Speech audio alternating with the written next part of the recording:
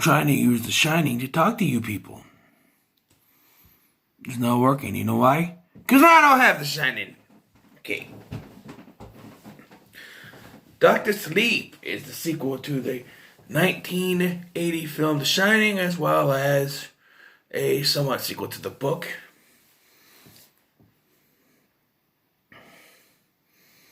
Well, trying to be an adaptation of the book The Shining, and they sort of mix in stuff from the movie version of The Shining instead of the book. Toward the end, at least. And I like where this film goes. It's long. It's a very long movie. Coming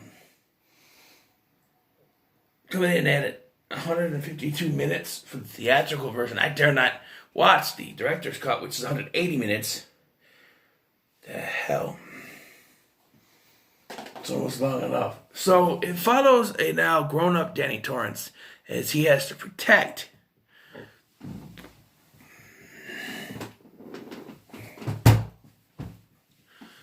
a teenage girl from a group of people who feed on The Shining. Basically is what they do. We get origin stories for this and stuff. What I like is that the first part of this film, like the beginning of this film, is like a direct sequel to The Shining. It shows Danny and his mother now living in Florida because they want to be away from snow, and it shows that the spirit of Dick Halloran, who was originally played by Scatman Carruthers, Hong Kong Phooey, I don't know, but now played by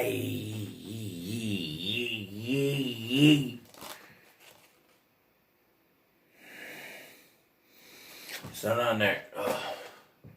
He was the voice of the Martian Manhunter in Justice League and Justice League Unlimited. He was on Supergirl as the Martian Manhunter's father. I don't remember his name. Carl Lumbly. Carl Lumbly, that's his name. Shut. That's the guy's name. And he plays Dick Halloran. And what I like... We left the duck in here. Okay, what I like about this is that it shows that this connection isn't just that they overlook. Because I always thought... Because, then they try to explain it. He had, like in The Shining, he had that, Tony, red rum. And I thought that this, in the original, I thought maybe it was only because the hotel knew they were moving in there. The hotel, they picked Jack, and the hotel was going after Danny because he had The Shining. And I thought maybe this whole connection thing was because of the hotel. But no, he actually has The Shining. The hotel is not part of it. I'm stupid. But you still get that connection. And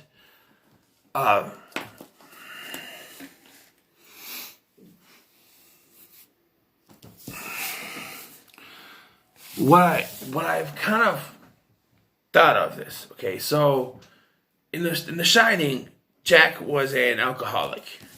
He stopped being an alcoholic when he as an alcoholic, and he hurt his son. So he stopped being an alcoholic, and he came back. He came to the Overlook Hotel, and he was drawn back into drinking again. So you get to the character of Danny Torrance, and you see, connection. And the actress they cast to play the mother, she doesn't look exactly like Shelley Duvall, but she's pretty close. Unlike the guy who they got to play Jack Torrance, Henry Thomas, who was in E.T. and some of other, Mike Flanagan's other work. It's directed by Mike Flanagan. And the one thing that, now, I was reading up on this on Wikipedia. Mike Flanagan didn't want to use any CGI to bring the characters back to life because he didn't like that. I understand not doing it for Danny. You can use any little kid to play the little kid Danny Torrance. And the actress they got to play the mother, pretty freaking close. But Henry Thomas looks nothing like Jack Nicholson. And they try to make it look that way. Like there's a scene later when the older Danny Torrance, he goes back to the Overlook, and he's at the bar where his dad was, and he's standing across, the bartender. The bartender looks like his father, and they got Henry Thomas dressed up in a wig and makeup and scruffiness, and it's like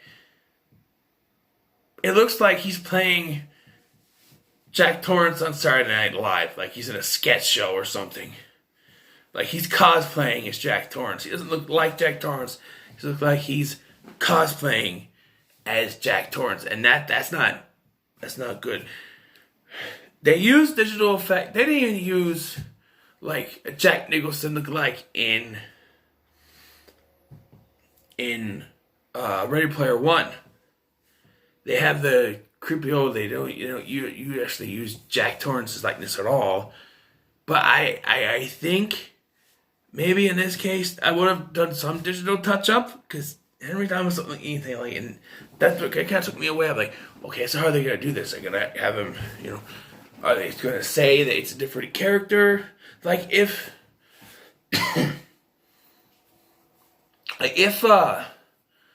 they did this, if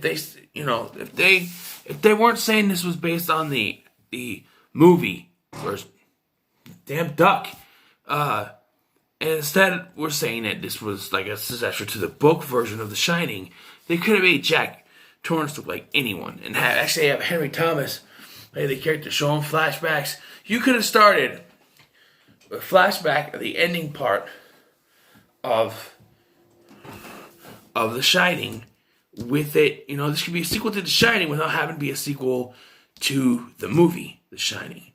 Now I know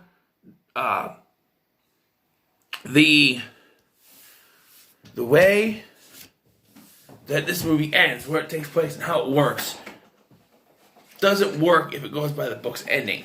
You don't know. In the book, it had nothing to do with the maze. There was no the whole maze, the shrubbery maze, whatever it's called, the hedge maze, was a creation of Stanley Kubrick. That wasn't in the book.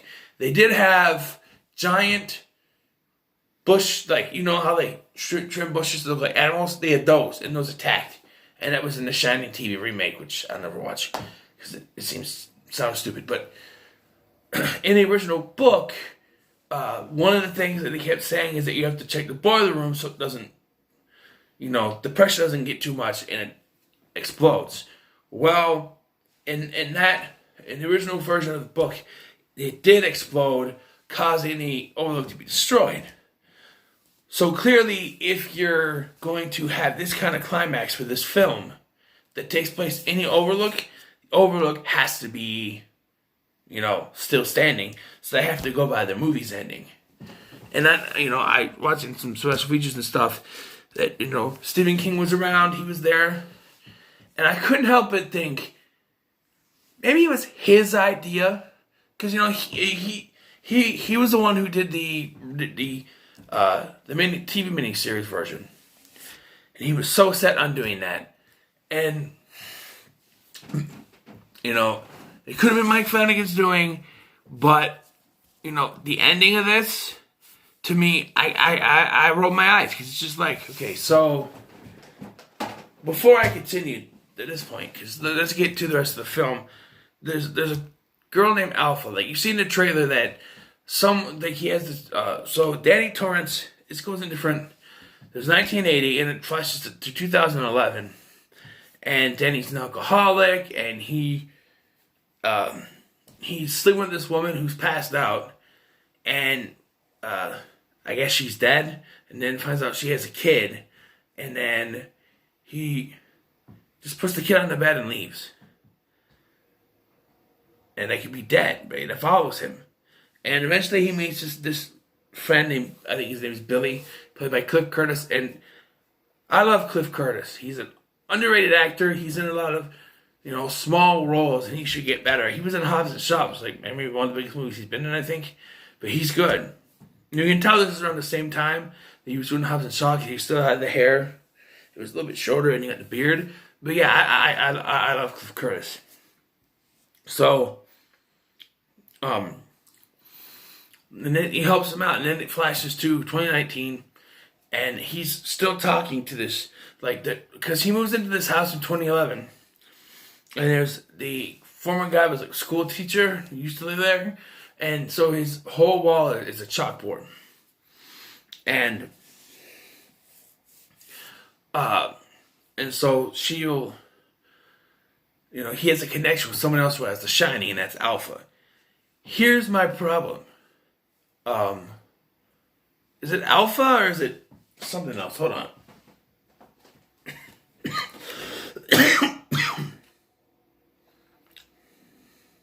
Abra. My bad. Abra. So he gets connected with Abra, which I don't know. And I'm not want to talk about race, but okay.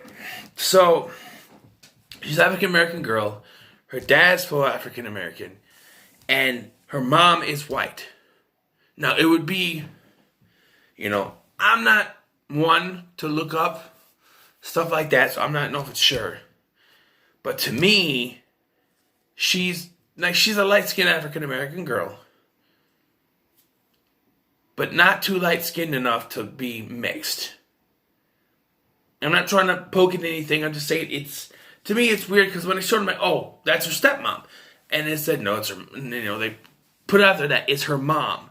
Like she gave birth to her, and I'm like, is it possible for Caucasian women who have African American husbands to give birth to a straight African American child? Let me know about that. It could be. First Wednesday of the month, sirens are going off. So there's a connection between the two of them because of The Shining. And this group of, I think they're called the Knot something, led by Rosie the Hat is her name. Or Rose the Hat, whatever her name is. And her husband, the Crow, who looks, when I first saw it, I'm like, is that Kevin Richardson from the Backstreet Boys? It's not, but it looks like him. And there's a couple of times in here I think they're kind of cheating just for convenience of the plot. Okay, so they set up this trap to get all these characters, this group. In 1980, they find this teenage girl who can use her powers to control people. And they use that and make her one of the immortals or whatever. And this group goes around and sucks what they call the steam out of people with the Shining. Basically sucking out the Shining. And once they find that Abra is very powerful, they're going after her. And so they set up this trap where Abra's sitting on a table and the group comes after her, but it's actually just a stuffed bear that she used her Shining powers to trick them. And so they all show up and they kill everyone. And Billy's there and he's killing people. And he shoots the chick that can control people. And she's dying. Because when they die, they start to decompose her. She's dying. And yet she can still use her powers. I call bullshit. Because she looks at him, she goes, kill yourself. And he does. I'm like, that's bullshit. You just wanted him out of the movie. That's bullshit. He should not be, she is dying. She should not be able to use her powers. Her powers should be gone as she's dying. I mean, come on. You're dying. You shouldn't be able to use your powers. They just did that plot convenience to get rid of a character. So it could be the two main characters, essentially, in the climax. And while we're at plot convenience, somehow Mr. Crow finds wherever the hell Abra is living, kills her father, and takes her away. Plot convenience. Yes, this might be in the book. I never read the book. I don't care. Stephen King wrote it wrong in the book, if that's the case. It's plot convenience. Alright? But I do like how she dispatches the Crow, right? or they dispatch it, because Danny goes back to his house, or Dan goes back to his house. It's Dan now. Dan. In Turtles reference. He's sitting there and, okay, so early in the film, Abra sends this message to him that says murder or red rum, and it completely cracks his board. And it's like stuck on there. And he never erases like anything. And I can understand, you can explain a crack. Like you got mad and you punched it, you cracked the thing, whatever. But it says murder, and the landlady was a bitch that he's talking to was a bitch. No loud noises, no parties, or something like that. There's even a part where he tries to take drink alcohol again, and he smashes it on the ground. I'm thinking, Lana's going to come up and get pissed. No, they didn't add that in there at all. So, he uses his shining to take over Abra's body and cause the crow. He's not wearing a seatbelt in the car, so he grabs and forces the car to stop, and he goes flying out the windshield, and that affects Rose, because that's her husband. So and to this point, they were trying to they have steam or the shining, whatever, in canisters, how you can contain it, I don't know. And she's been saving those, but now that everyone else is dead, she just inhales their last 2 canisters and goes after them. Which Danny then decides they're going to go to Colorado. And the climax, like I said, takes place in the Overlook Hotel. And yeah, whether Flanagan wanted it in the film or not, I mean, in the I don't know, but to me it sounds like Stephen King had a agenda for this. Like he's saying, my version of the ending wasn't in the original theatrical version. We're putting it in this theatrical film so it could be put, so people can see it in the theaters, because that's the ending you wanted to do. Because in the way, it doesn't really make any sense. Like Dan's there, and they show the maze again, which that's kind of cool. And they show flashbacks to the movie, the first one, and they refilmed everything. They could have easily just used footage from the first film, but I saw the documentary on here. They went and they refilmed everything with the new actors. They could have easily just used, scenes from the first film, but they didn't. And that's probably because Stephen King was involved with this. We're not referencing.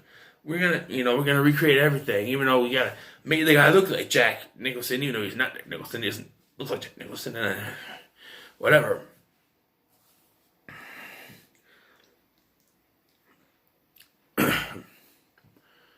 And at the end, so Dan, whatever, and okay, they made a big deal about how he's locking the spirits of the Overlook in boxes in his head with the shining, right? And at the end, he unlocks all the boxes, so they go after Rose, and they do. But then once they're done with Rose, they go after him, and they possess him, and he's got like one cloudy eye, and he's coming after them, the girl, and and the Abra basically says he made one stop before when we first got here. That was to the boiler room, and I'm like, oh, they're not. Because I knew about because I watched the Nostalgia Phoenix video on the Shining miniseries. So I knew how the original ended. I'm like, they're not going to do this, are they? They did. He set the boiler room to explode, which is far different from just too much pressure. No, he set it to explode and says, get out of there. She gets out of there. It explodes. And then the next scene shows her with her mom, and she tells her mom about her powers and that she's talking to Dan.